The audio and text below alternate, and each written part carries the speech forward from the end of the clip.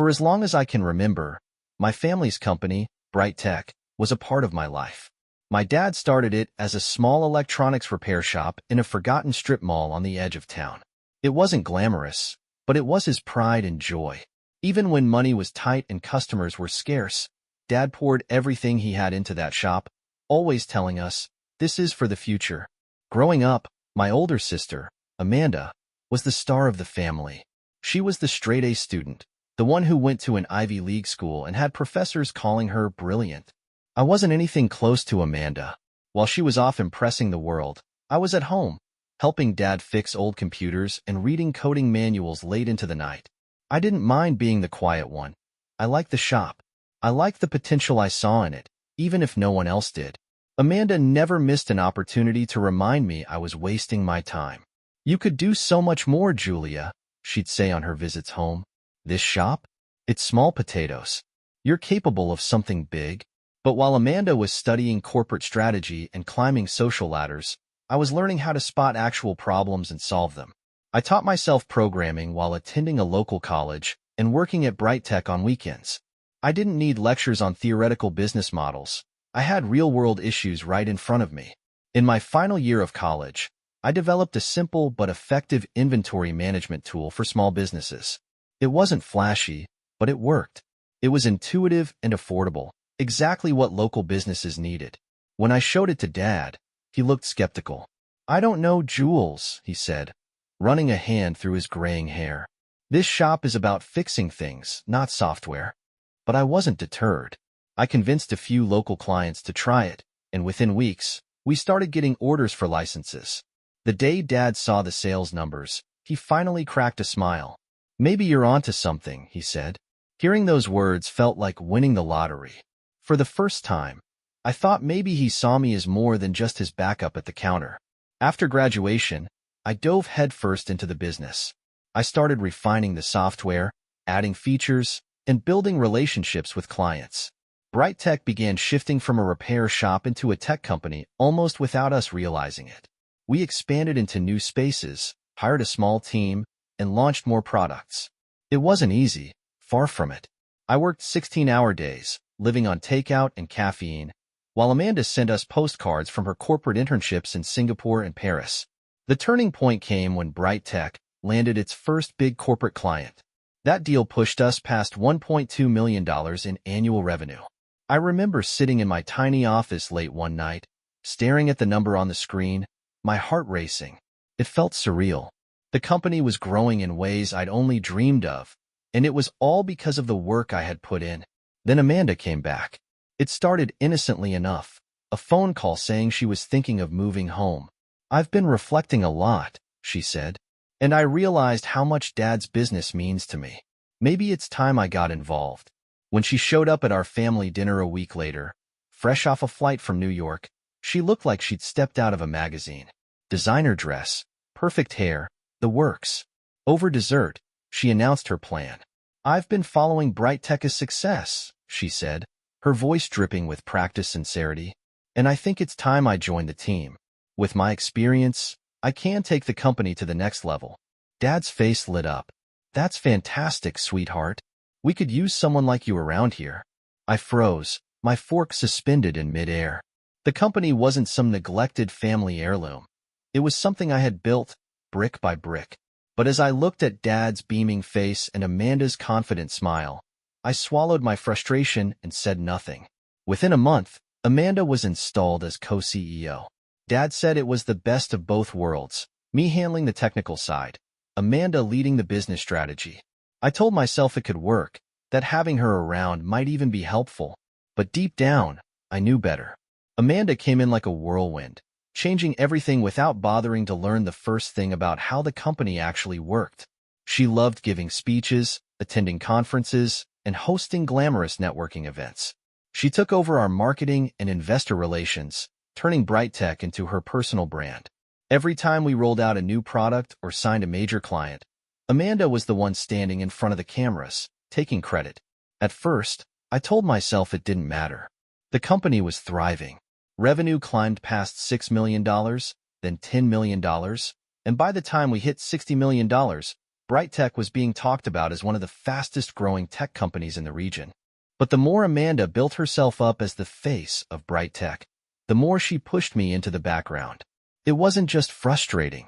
It was heartbreaking. I had poured everything into this company, sacrificed relationships, sleep, and any semblance of a normal life, only to watch my sister swoop in and act like she'd built it herself. I tried to confront her about it once, but she brushed me off with a laugh. "Jules, you're brilliant at what you do, but you're not the one people want to hear from. That's just how it is." I wanted to believe she didn't mean it, that she wasn't intentionally sidelining me. But as the months went by and Amanda started holding meetings without me, making decisions I didn't agree with, and changing things I'd spent years perfecting, it became impossible to ignore. She wasn't here to help. She was here to take over. The tension between Amanda and me grew with every passing month. At first, I tried to be patient, hoping she'd eventually learn the ropes or at least acknowledge the work that went into keeping BrightTech running. But Amanda wasn't interested in learning. She was interested in controlling. Every day, I found myself fighting to keep the company on track while she chased flashy ideas that made no sense. One morning, I arrived at the office to find the marketing team huddled around Amanda in the conference room. She was standing in front of a whiteboard, pitching something about a rebranding initiative.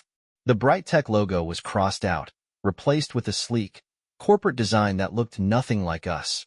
"We're not just a tech company anymore," she was saying, her voice full of conviction. "We're an industry leader. Our image should reflect that." I waited until the meeting ended and cornered her in the hallway. "A rebrand? Really? We're in the middle of rolling out a new product, Amanda. We don't have time for this." She waved me off. "Don't be so short-sighted, Jules. This isn't just about now. It's about where we're going. People need to see us as modern and forward-thinking." "They already do," I shot back. "Our clients trust us because we deliver results, not because of some fancy logo." Her expression hardened. "You're too focused on the details. That's always been your problem. Let me handle the big picture." The big picture. I was so sick of hearing those words. I wanted to scream at her, to make her see that the details were the reason the company existed in the first place. But arguing with Amanda was like talking to a wall. She had already decided she was right, and nothing I said would change her mind. Things only escalated from there. Amanda started holding meetings without inviting me, making decisions about budgets and priorities as if she were the sole CEO. One day, I walked into the office to find that she'd reassigned half of my development team to work on a side project she'd come up with, a mobile app that had nothing to do with our core business. When I confronted her about it, she brushed me off again. "Jules, you need to learn to delegate," she said, smiling like she was doing me a favor. "Besides, this app has huge potential. Trust me." But I didn't trust her, and neither did my team. The developers she'd reassigned were miserable, frustrated by her lack of direction and constant changes to the project scope. One by one, they started handing in their resignations. I tried to talk them out of it, but I couldn't blame them for leaving. Amanda was making it impossible to do good work. The final straw came during a quarterly review meeting with our investors. I had spent weeks preparing a presentation, carefully detailing our progress and laying out a roadmap for the next 6 months. But when the meeting started, Amanda took over completely. She stood at the front of the room, confidently delivering a pitch I hadn't seen before, filled with inflated projections and vague promises about future partnerships. As I sat there, listening to her talk, I felt my stomach churn. This wasn't just annoying, it was dangerous. Amanda was making commitments we couldn't possibly keep, setting us up for failure. When one of the investors asked a question about the timeline for our next product launch, Amanda deflected, smiling brightly. "I'll let Julia handle the specifics," she said, turning to me. The room fell silent as everyone looked at me, waiting for an answer. I forced myself to stay calm, even though I wanted to call her out right there. "The launch is scheduled for Q2, I said, keeping my tone professional. "But we're focused on quality, so we won't rush it to meet arbitrary deadlines." Amanda shot me a sharp look, but I didn't care. I wasn't going to let her jeopardize everything I'd worked for just to make herself look good. After the meeting, I pulled her aside. "What the hell was that?" I demanded. "You can't just make up numbers and expect me to clean up the mess." She rolled her eyes. Don't be so dramatic, Jules. Investors want to hear ambition. They need to see that we're thinking big. Ambition doesn't mean lying, I snapped. If we miss those projections, they'll lose faith in us. Do you even care about that? Her face darkened. Of course I care. But you're too cautious, always holding us back. Maybe if you trusted me for once, we wouldn't have to fight over every little thing. This isn't about trust, I said, my voice rising.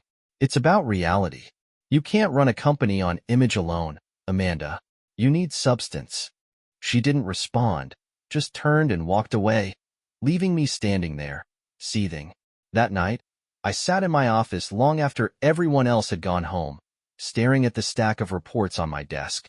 For the first time, I felt like I was losing control of the company I had built. Amanda wasn't just a distraction anymore. She was a threat.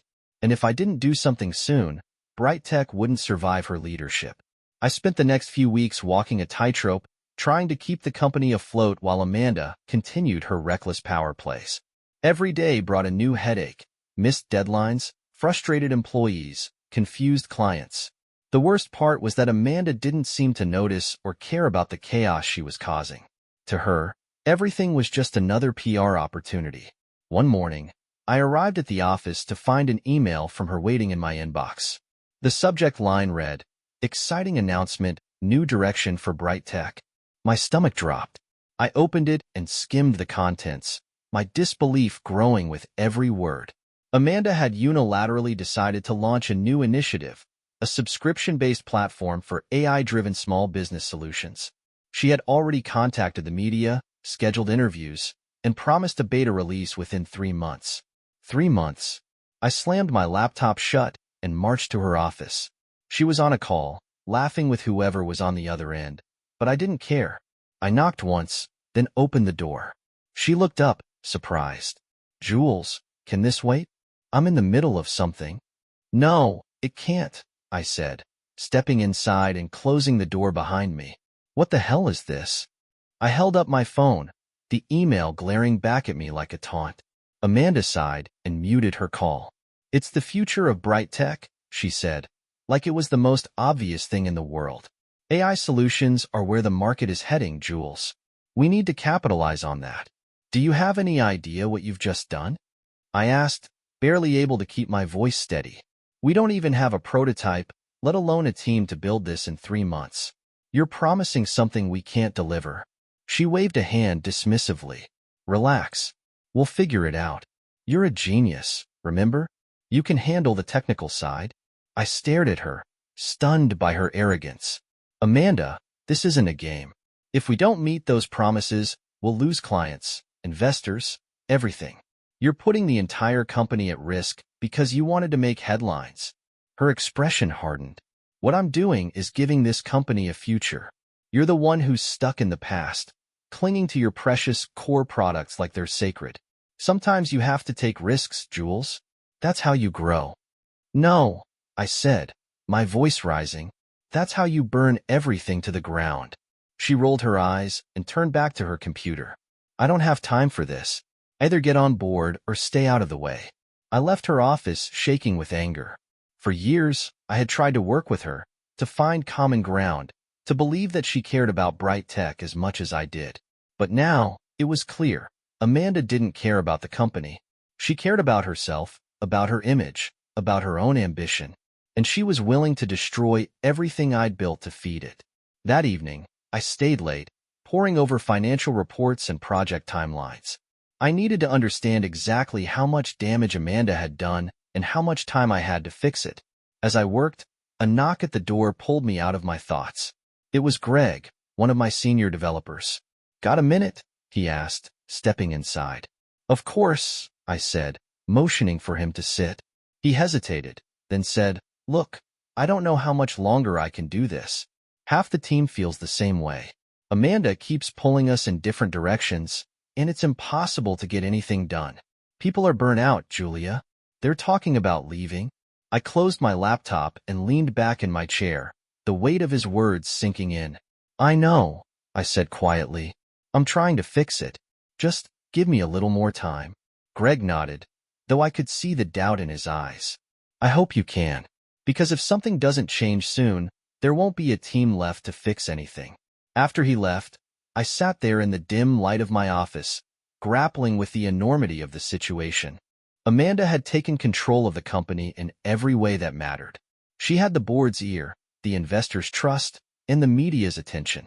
All I had was a dwindling team and the knowledge that Bright Tech couldn't survive her leadership. I couldn't keep playing defense, cleaning up her messes while she continued to sabotage everything I'd built. If I wanted to save the company and myself, I needed to take control. But Amanda had stacked the deck in her favor, leaving me with few options. Few, but not none. I opened my laptop again and pulled up the ownership records for Bright Tech. Years ago, when we'd incorporated, Dad had split the shares evenly between himself, Amanda, and me, each holding 33%. But during one of our early expansions, when we needed capital, Dad had sold me an additional 11% of his shares. It had been a simple business decision at the time, but now it was everything. That extra 11% gave me majority control. I stared at the document, my heart pounding. Amanda didn't know. She had assumed we were equals, that her alliances on the board gave her the upper hand. But the truth was, I had the power to stop her, and I was going to use it. The moment I realized I held majority control of Bright Tech, my anger turned into resolve. For months, Amanda had sidelined me, dismissed me, and ignored the work that built the company's success. She thought she had all the power, but she didn't. I did. And now, it was time to remind her. The opportunity came sooner than I expected. A week after Amanda's disastrous AI platform announcement, we were scheduled to host a quarterly board meeting. Normally, Amanda loved these meetings, an excuse to strut her supposed brilliance in front of Dad and the other board members. But this time, things were different. On the morning of the meeting, I arrived at the office early, carrying a folder of carefully prepared documents. I had spent days combing through Bright Tech's financials, contracts, and ownership records, building a case so airtight that Amanda wouldn't have a single way out. This wasn't just about stopping her latest reckless plan. It was about taking back the company before she destroyed it. At precisely 10 a.m., the board members began filing into the conference room. Amanda swept in last, wearing her usual confident smile and carrying her sleek tablet. She greeted the room with a polished, "Good morning, everyone," then shot me a glance that was more smug than friendly. I said nothing, taking my seat and opening my folder. The meeting began like any other, with Amanda leading the discussion. She talked at length about the AI initiative, pitching it as if the beta release was already in the works. Her words were smooth, her tone commanding, but I could see the cracks beneath the surface. When one of the board members asked how we planned to meet the 3-month timeline, Amanda dodged the question, turning the conversation toward vague promises of innovative partnerships and streamlined development. Finally, it was my turn to speak. I stood, taking a deep breath as I addressed the room. I'd like to provide some clarification on the company's current state and the challenges we're facing. Amanda's smile faltered slightly, but she didn't interrupt. I began by outlining the issues Amanda had caused: missed deadlines, overextended resources, and a growing disconnect between the company's promises and its capabilities. I backed every statement with hard data, pulling up charts and spreadsheets that showed exactly how her decisions had impacted the bottom line. The room grew quieter with each slide, the weight of the evidence sinking in. Amanda finally spoke up, her tone sharp. "Jules, you're blowing this out of proportion. Every company has growing pains. It's part of scaling. Scaling requires stability." I shot back, keeping my voice steady. "And right now, we don't have it. Our core team is overstretched, key clients are expressing concerns, and morale is at an all-time low. These aren't growing pains, Amanda. They're warning signs." The board members exchanged uneasy glances, clearly unsure of what to believe. Amanda folded her arms, her confidence visibly cracking. "We can address these concerns as a team," she said. "There's no need to make this personal." I smiled, but there was no warmth in it. "It's not personal. It's business. And as the majority shareholder, it's my responsibility to protect this company." The room went silent. Amanda blinked, her expression frozen. "What did you just say?" I pulled out the ownership records and placed them on the table. Years ago, Dad sold me an additional 11% of his shares to fund an expansion. That gives me 44% ownership, more than anyone else, including you. Amanda's face turned pale as she scanned the documents. This can't be right, she muttered. Dad wouldn't. He did, I said firmly. And that means I have the authority to override your decisions. Starting with this AI platform, the initiative is officially canceled. Amanda's composure shattered. You can't do this. The board supports me. The investors? The board answers to the majority shareholder, I interrupted. And the investors care about results, not promises you can't keep. I turned to the board members, who were watching the exchange with wide eyes. I've already reached out to our top clients and assured them we're refocusing on our strengths. They've agreed to stay on board, as long as we deliver on our existing commitments. With your approval, I'll implement a restructuring plan to stabilize the company and restore trust. There was a long pause as the board members processed what I had just said. Finally, one of them, an older woman named Linda, spoke up. Julia's right. The numbers don't lie. We need to focus on what works, not chase risky ideas. I support her plan. One by one, the other board members voiced their agreement. Amanda sat in stunned silence, her hands clenched into fists. Dad, who had been uncharacteristically quiet throughout the meeting, finally spoke. I think we need to do what's best for the company, he said, his voice heavy. And right now, that's Julia. Amanda glared at him, then at me. You've been waiting for this, haven't you? She hissed. Just waiting for the right moment to stab me in the back. No, Amanda, I said, meeting her gaze. I've been waiting for you to act like a leader. But since you couldn't, I had to. The rest of the meeting was a blur of paperwork and formalities. By the time it ended, I was officially reinstated as the sole CEO of Bright Tech. Amanda stormed out without another word, leaving her tablet on the conference table. Dad lingered for a moment, his shoulders slumped. He looked at me like he wanted to say something, but I turned away, pretending to organize my notes. When the room was finally empty, I sat down and let out a long breath. I had one, but it didn't feel like a victory. The company was mine again, but the cost, broken relationships, shattered trust, felt impossibly high. Still, there was no turning back now. Bright Tech needed a leader, and I was determined to be the one it deserved. Amanda didn't come back to the office after the board meeting. The silence that followed her exit was almost deafening. For the first time in months, I didn't have to brace myself for another argument or derail another one of her impulsive ideas. But the relief didn't last long. The mess she'd left behind was staggering, and I had no time to dwell on our fractured relationship. If I wanted to save Bright Tech, I had to act fast. The next morning, I called an all-hands meeting. Employees shuffled into the conference room, their faces a mixture of exhaustion and skepticism. Amanda's chaos had taken a toll on everyone, and I knew I couldn't just demand their trust. It had to be earned back. When the room settled, I stood at the front, looking out at the team I'd spent years building. They were more than employees to me. They were the backbone of Bright Tech. I know the past few months have been difficult. I began, my voice steady but genuine.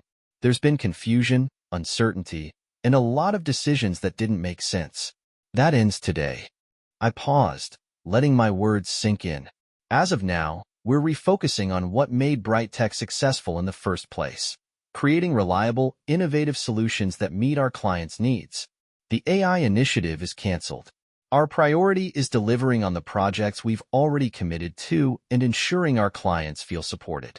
There were murmurs in the room, some surprised, others relieved. I could see a few familiar faces nodding.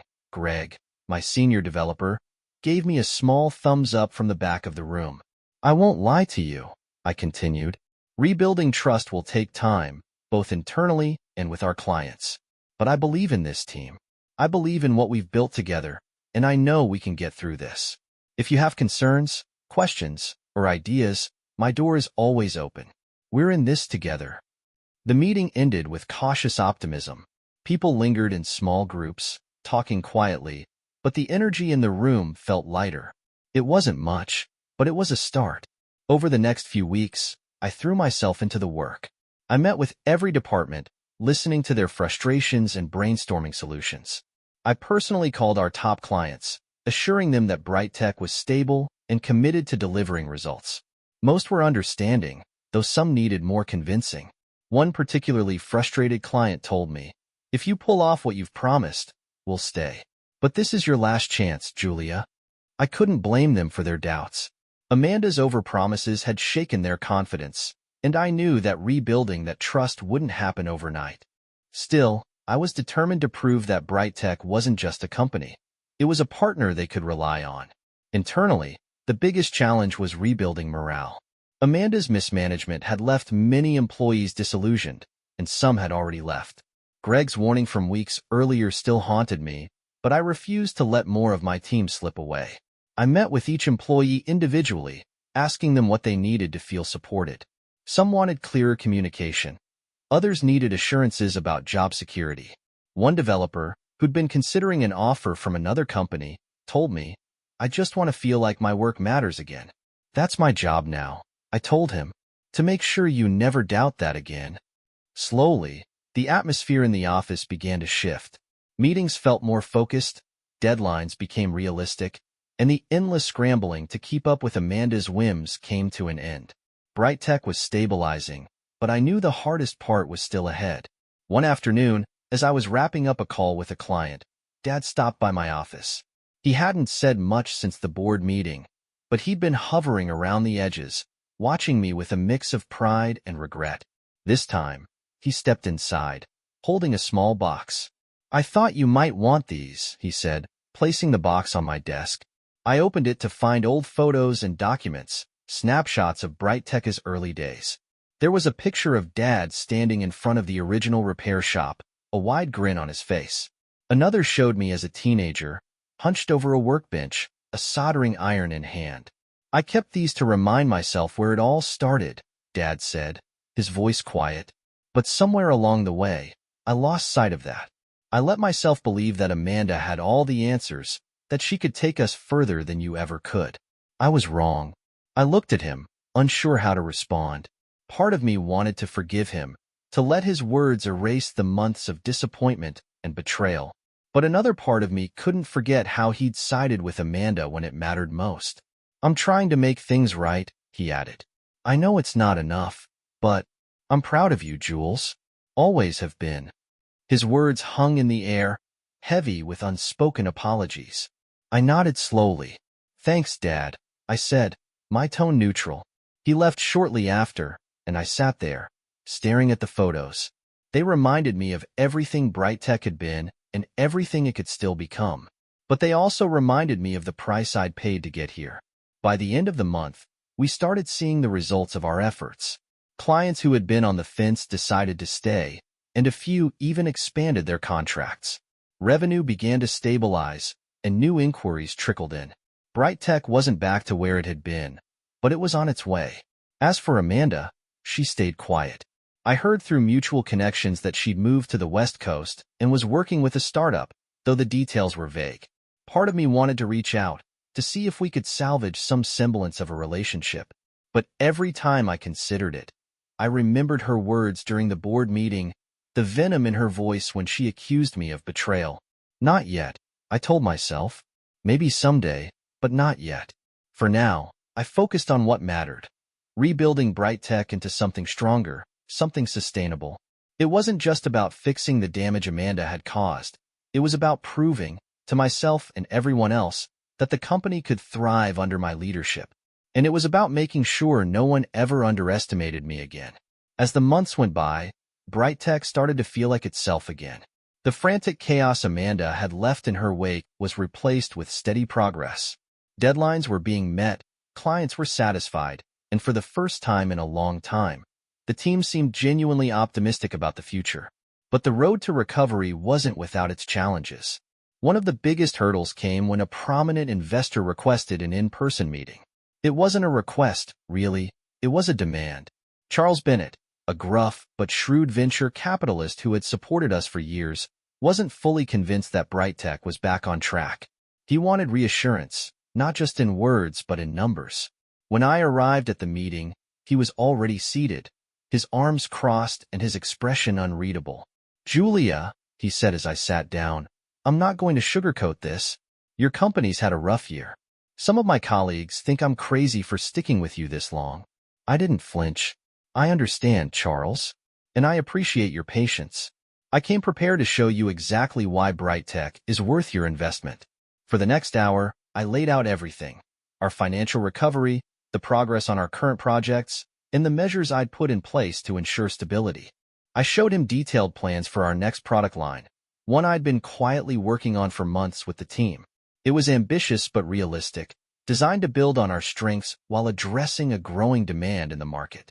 When I finished, Charles leaned back in his chair, studying me. You know, he said, I wasn't sure what to expect when I walked in here. After everything that happened with your sister, I figured you might still be picking up the pieces. But this, he gestured to the reports I'd presented. This is solid. I'm impressed. Relief flooded through me, but I kept my expression calm. Thank you, Charles. I promise you won't regret giving us this chance. He nodded. You've got my support, Julia, but I'll be watching closely. Don't let me down. As I left the meeting, I felt a renewed sense of purpose. Securing Charles's confidence wasn't just a win for BrightTech. It was validation that we were on the right path. Back at the office, the team had already started implementing the new strategies I'd outlined. It was incredible to see how far we'd come in such a short time. People were smiling again, collaborating without the tension that had plagued us during Amanda's reign. The office felt alive, buzzing with energy and ideas. One afternoon, Greg stopped by my office, a rare grin on his face. You've got to see this, he said, motioning for me to follow. He led me to the development floor, where the team had just finished the prototype for our new product. It was sleek, intuitive, and exactly what I'd envisioned. As I held the device in my hands, a wave of pride washed over me. This wasn't just a product, it was proof of what we could achieve together. The official launch, held 2 months later, was a success beyond anything I'd imagined. Orders poured in within hours, and the positive feedback from clients was overwhelming. For the first time in years, BrightTech wasn't just surviving, it was thriving. But even as the company soared, the weight of everything that had happened lingered. My relationship with Amanda was still fractured, and every so often, I'd find myself wondering if we'd ever find a way back to each other. The opportunity came unexpectedly. Late one evening, I received an email from her. The subject line was simple: I'm sorry. I hesitated before opening it, unsure of what to expect. The message was short but heartfelt. Amanda admitted she'd been blinded by her ambition, that she'd let her need to prove herself overshadow everything else. I know I hurt you, Jules, she wrote, and I don't expect you to forgive me right away, but I hope someday we can talk. I stared at the screen for a long time, my emotions a mix of anger, sadness, and a glimmer of hope. I didn't reply right away. I wasn't ready, but I didn't delete the email either. As BrightTech continued to grow, I found myself reflecting on everything we'd been through. The betrayal, the struggle, the hard-won victories. It had all shaped me into the leader I was today. I'd learned that success isn't just about winning battles or proving people wrong. It's about building something meaningful, something that lasts. One evening, as I was cleaning out my office, I came across an old photo of Dad, Amanda, and me standing in front of the original BrightTech shop. We were younger then, hopeful and full of dreams. I smiled, tucking the photo into my desk drawer. Maybe one day, we'd find a way to build something together again. Not as business partners, but as a family. Until then, I had a company to lead, a vision to realize, and a future to create. BrightTech wasn't just a second chance for the business, it was a second chance for me. And this time, I wasn't letting anything or anyone stand in the way.